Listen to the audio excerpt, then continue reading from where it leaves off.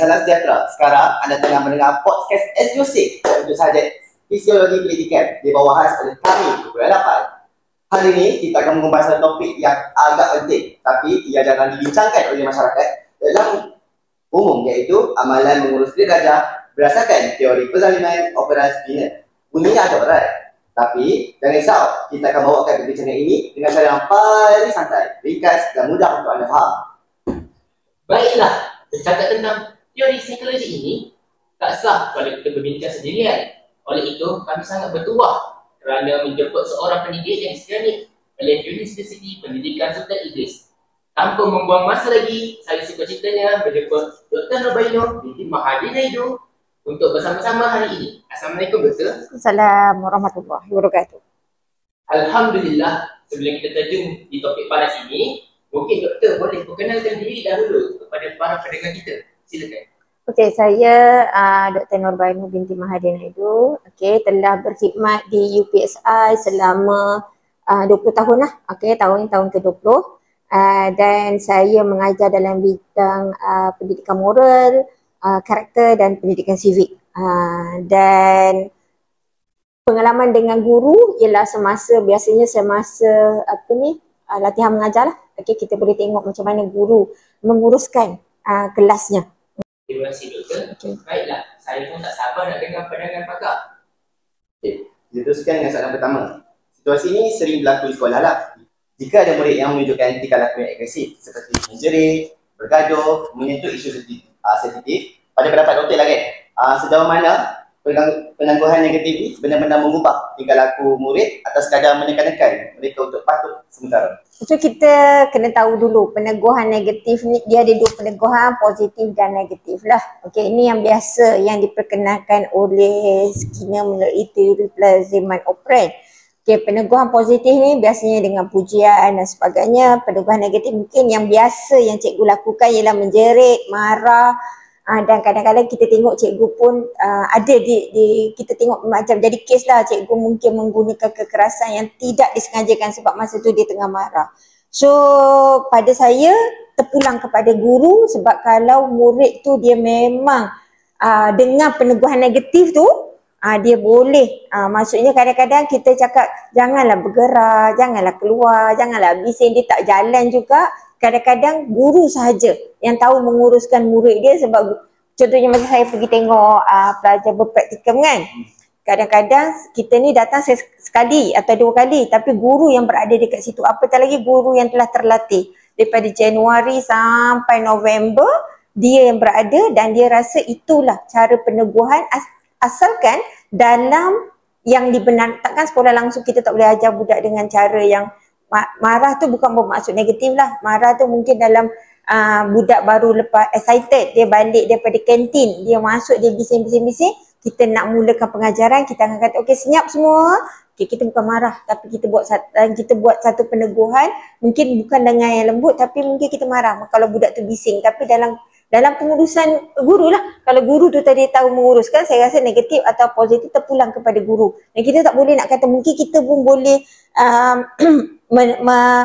kita boleh pun orang kata memikir kembali tentang teori pelaziman operant ni, adakah betul-betul negatif tu semua mesti melibatkan yang terlalu ekstrim ataupun sikit je, maksudnya tidak.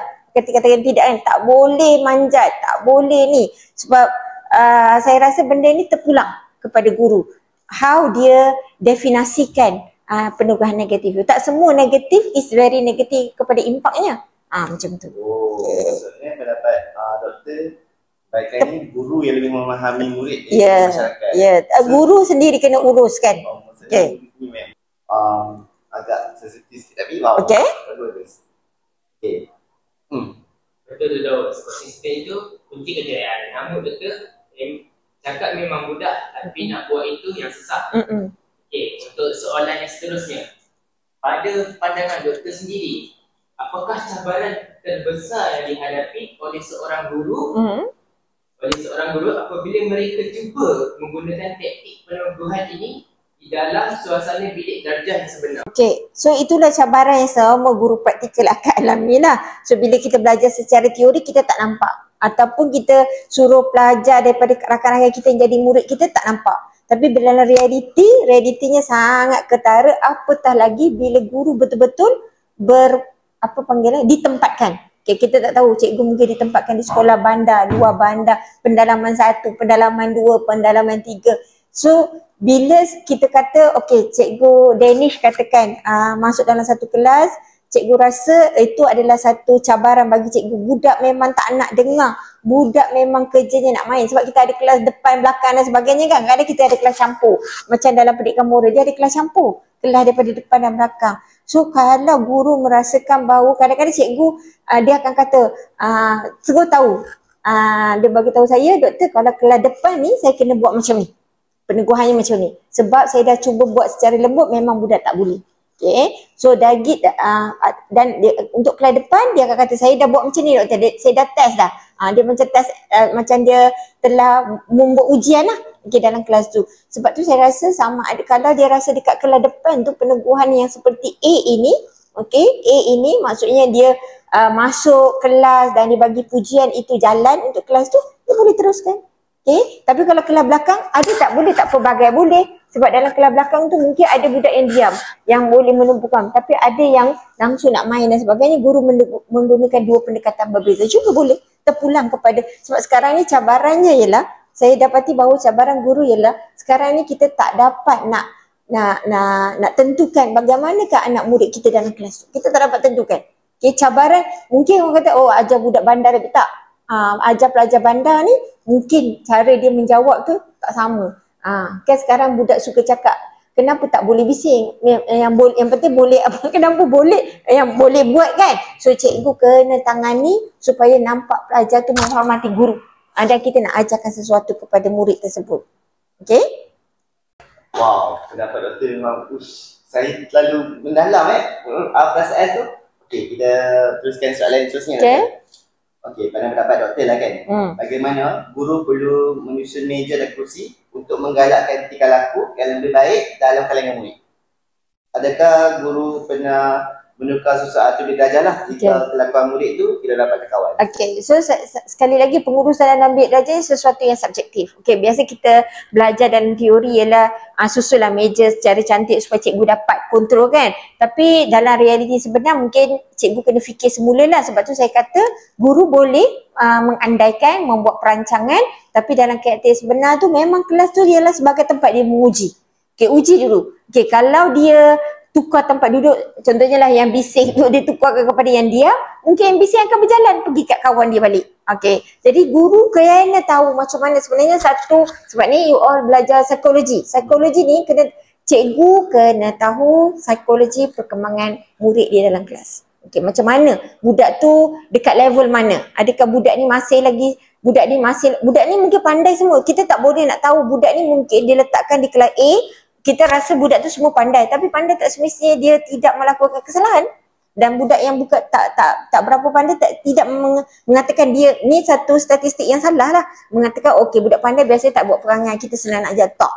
Okey, dalam realiti sebenar ada je budak pandai dia punya nakalnya lain, budak yang kurang pandai atau kompetensinya dia punya nakal dia lain. Jadi cikgu kena buat satu perancangan. Okey, pada saya buat satu perancangan. Okey, kalau saya nak masuk kelas ni, saya diberitahu oleh guru-guru, okay, kelas ni macam ni, macam ni. So, saya masuk dulu. Boleh tak? Sebab kadang-kadang suara guru dia dah cukup. Okay, untuk mengkontrol kelas kan tak perlu nak alih-alih meja pun. Okay, dan cikgu lebih senang untuk pelajar tu duduk secara dalam yang seperti dalam peperiksaan contohnya. Senang cikgu nak bergerak dan sebagainya. Sebab dalam kumpulan tu cikgu tak nampak yang belakang dan sebagainya. So pada saya nak susun atur meja, nak buat perancang lain dalam kelas tu, katakan itu adalah kelas yang cikgu akan guna, yang akan cikgu masuk setiap hari selama setahun. Okay, kita rasa setahun kan, cikgu boleh rancang. Okay, macam mana saya nak buat. Saya dah belajar, kalau dari segi psikologinya, budak yang macam ni, dia kena macam ni, cikgu kena rancang. Okay, so kedudukan meja, kerusi, papan hitam, macam mana nak gerakkan, nak buat sudut belakang kat belakang tu. Okay, sekarang kita tengok kan, cikgu masuk kelas je bagi high five kat murid dan sebagainya. Terpulang kepada guru. Dalam realitinya kita nak budak bukan saja belajar, tapi bersosialisasi dan berinteraksi dalam sesuatu kelas. Cikgu kena menjadikan benda tu satu realiti. Okay? Wah, agak menarik juga jawapan doktor yang berikan tadi. Nampaknya guru-guru yang ataupun bakal guru-guru di luar sana nampaknya boleh aplikasikan cadangan itu baru di sebelah tadi. Baiklah, untuk soalan seterusnya doktor. Adakah doktor bersetuju bahawa penggunaan peneguhan secara konsisten dapat meningkatkan disiplin murid dalam bilik belajar?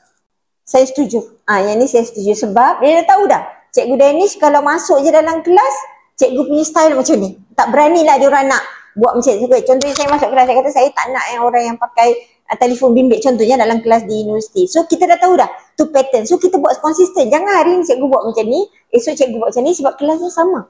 Jadi budak ni dah tahu dah. Okey, masuk je dalam kelas cikgu Danish dengan Cikgu Firdaus, kita dah tahu dah. Cikgu Firdaus ni orang yang macam ni, okey dia buat lawak pada peringkat awal tapi bila masuk pengajaran, buat masuk aktiviti, Cikgu Firdaus sangat tegas. Dan kita tak boleh main-main. Okey, macam mana dia nak tahu benda tu? Sebab cikgu dah menerapkan secara konsisten. Kalau tak konsisten hari ni lain, besok lain, alat lama budak pun confused tak buat yang mana.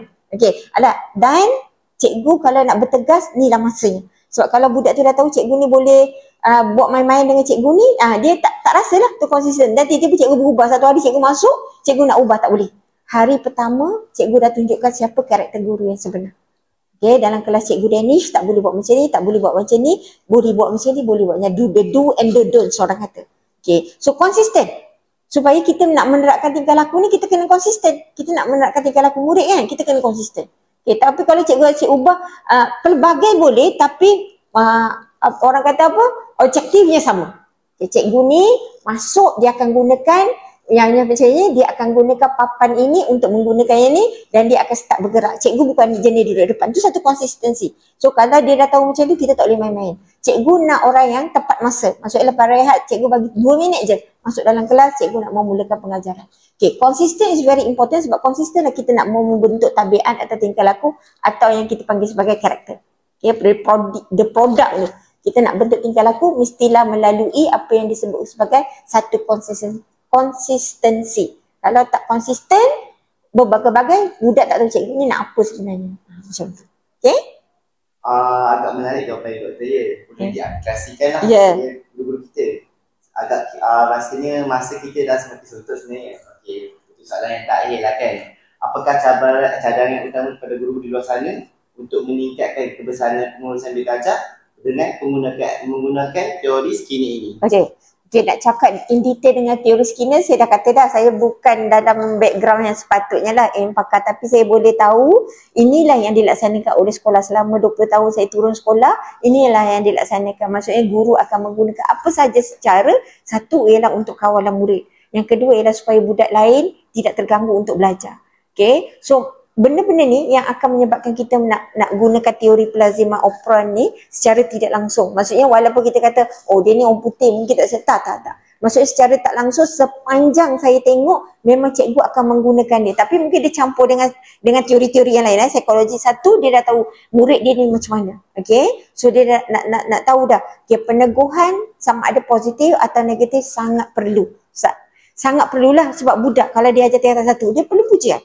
Kan, dia baru, kalau dari segi psikologi perkembangan moral tu, dari segi Kohlberg tu, dia baru nak dapatkan good boy, nice girl punya tahap.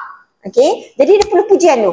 Okay, jadi pujilah sikit, jangan masuk dia tak pernah puji. Tak, pujian tidak semestinya dengan verbal. Dia boleh non-verbal. Okay, tepuk tangan, cakap terima kasih, ataupun dekat dia punya aktiviti kita letakkan bintang dan sebagainya. Itu juga berbagai. Cikgu have to be very, sebab cikgu yang belajar teori. Okay, tapi cikgu kena realisasikan teori itu dalam realiti. Bagaimana? It's on your creativity because you already know the concept tu kita dah tahu dah. Okay, jadi saya nak cakap cikgu Daniel, cikgu Firdaus nak gunakan bintang ke? Nak gunakan mungkin tak sama. Kan mungkin tak sama. Okay, cikgu doktor, dia orang tak main dah tepuk-tepuk tangan ni. At least saya kena bagi satu barangan daripada ekor yang dia orang suka. Sebab dia orang mungkin daripada keluarga susah. Dia tak dapat rasa lagi biskut tu. Jadi bagi satu ni mungkin menaikkan semangat dia orang. Cikgu tak pernah rasa pun, terima kasihlah cikgu. Okay, tapi budak pandai mungkin dia tak perlu makan. Budak pandai yang kita rasa mungkin kelas M40 atau T20, dia tak perlukan. Mungkin dia perlukan satu kad-kad yang mengatakan tahniah. Okay, buka biskut tu kan, kata pecahkan fortune biskut tu dan tu ada tahniah dan sebagainya. Terpulang sekali lagi, saya rasa isi intipati yang nyala kadang-kadang teori dengan realiti kita tak dapat nak matchkan. Tapi teori akan menyebabkan kita boleh menyelesaikan masalah. Okay, kita dah tahu dah. Skinner kata kena ada peneguhan positif atau negatif. How? cikgu kena masuk kelas baru cikgu buat macam. Okay? Wow, satu kesimpulan yang sangat padat dan bermakna. Okey, kita pun dah telah berakhir di sini dan kita, terima kasihlah kepada Dr. Maina atas pengurusian yang sangat membuka minda tadi. Banyak juga lah input yang kami terima pada hari ini. Dan terima kasih juga lah kepada anda semua yang mendengar di besok podcast kumpulan 8. Jika anda seorang guru dan bakal pendidik, semoga pengurusian ini dapat menjadi inspirasi baru dalam cara anda mengurus belajar. Jangan lupa untuk amalkan tips kami. Hingga kita berjumpa lagi di episod seterusnya. Assalamualaikum.